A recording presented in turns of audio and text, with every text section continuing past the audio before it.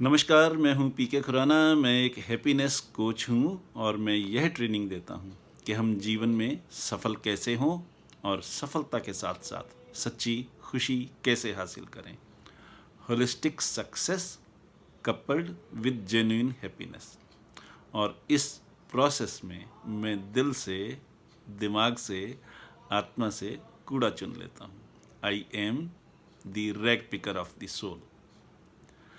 आज हम बात करेंगे इस छोटे से वीडियो में डिसीज़न लेने की सही प्रोसेस की, ताकि हमारे डिसीज़न सही हों, लाभदायक हों, फ़ायदेमंद हों और जीवन में हमें सफलता और खुशियां दें।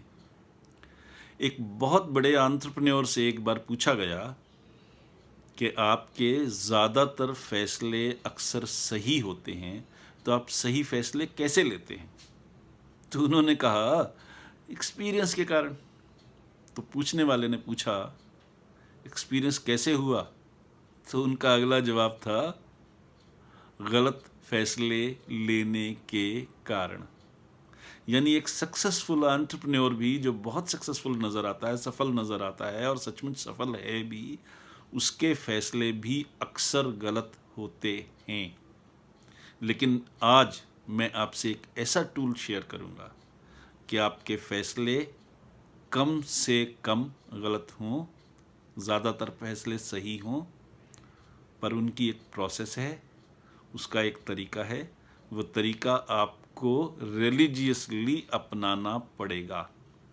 वो तरीका शुरू में बोरिंग लगता है, लेंथी लगता है, टाइम कंज्यूमिंग लगता है, पर आप एक चीज़ सोचिए, फैसला गलत हो जाए, पैसे का नुकसान हो जाए, रिश्ता बिगड़ जाए, वो ज़्यादा बढ़िया है या फैसला लेने के लिए 10 मिनट, 20 मिनट, आधा घंटा फालतू खर्च कर देना, वो ज़्यादा बढ़िया? दोनों को कंपेयर कर लीजिए, आपको समझ में आ जाएगा मैं क्या कह रहा हूँ।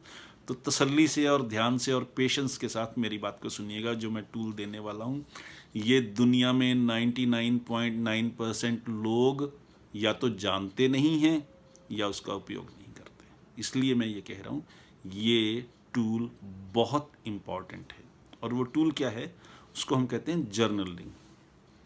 जर्नलिंग का मतलब है, जब भी आपके सामने कोई क्रिटिकल सिचुएशन आए, कोई दुविधा वाली स्थिति आए, जब कई रास्ते, कई विकल्प सामने नज़र आ रहे हों और ये समझ में न आ रहा हो कि हम कौन सा फैसला लें जो सही साबित होगा, तो सबसे पहले समस्या को लिखें।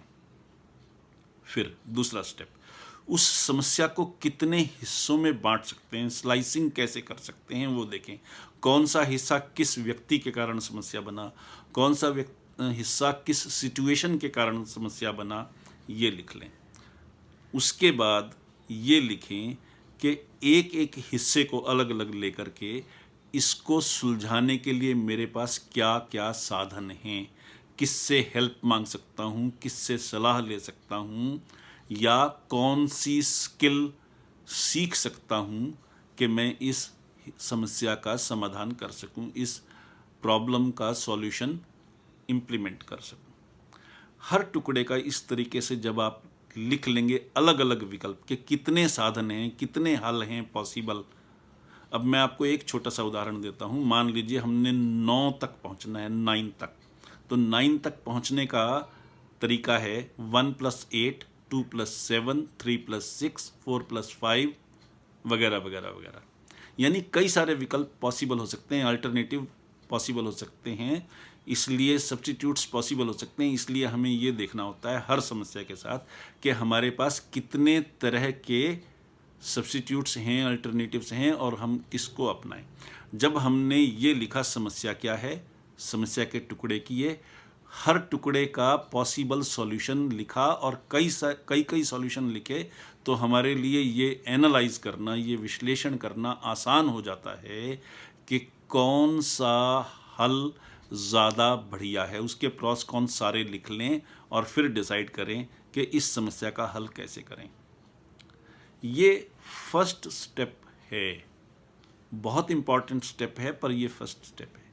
सेकंड स्टेप है, जब आपने समस्या का एक हल डिसाइड कर लिया, उसे इम्प्लीमेंट कर दिया, उसके 2 साल बाद, 3 साल बाद उसे रिव्यू करें और ये देखें कि असल में जो आपने फैसला लिया था, कहाँ आपने सही एस्टीमेट लगाया, कहाँ ओवर एस्टीमेट किया, कहाँ अंडर एस्टीमेट किया, किस चीज़ को किस तरीके से तब आपने इंटरप्रेट किया था और बाद में वो असल में क्या निकला।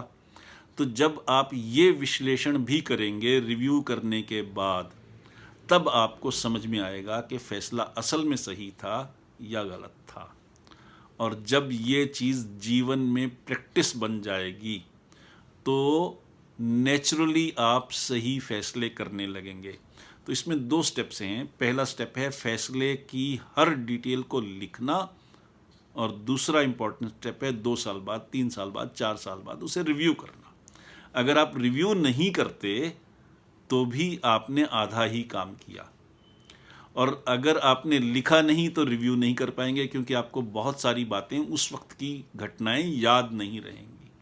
आपने 10 साल पहले, 5 साल पहले कई फैसले किए होंगे, आपको तो फैसले भी नहीं याद होंगे, उनका सही या गलत होना तो कैसे याद रहेगा। इसलिए इस छोटी सी बात का ध्यान रखें, हर फैसले के हर पहलू को लिखें और 2-3 साल बाद उसको रिव्यू कर लें।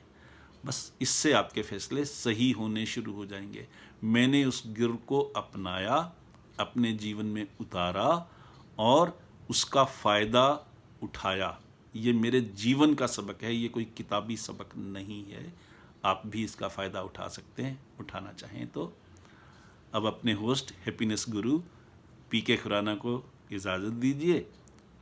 अगले हफ्ते हम फिर इसी तरह से किसी छोटे वीडियो के साथ हाजिर होंगे, किसी नए टॉपिक के साथ, ताकि आपके जीवन में खुशियों का रंग बिखेर सकें, आपको सक्सेसफुल बनाने में कुछ कंट्रीब्यूट कर सकें। नमस्कार, धन्यवाद।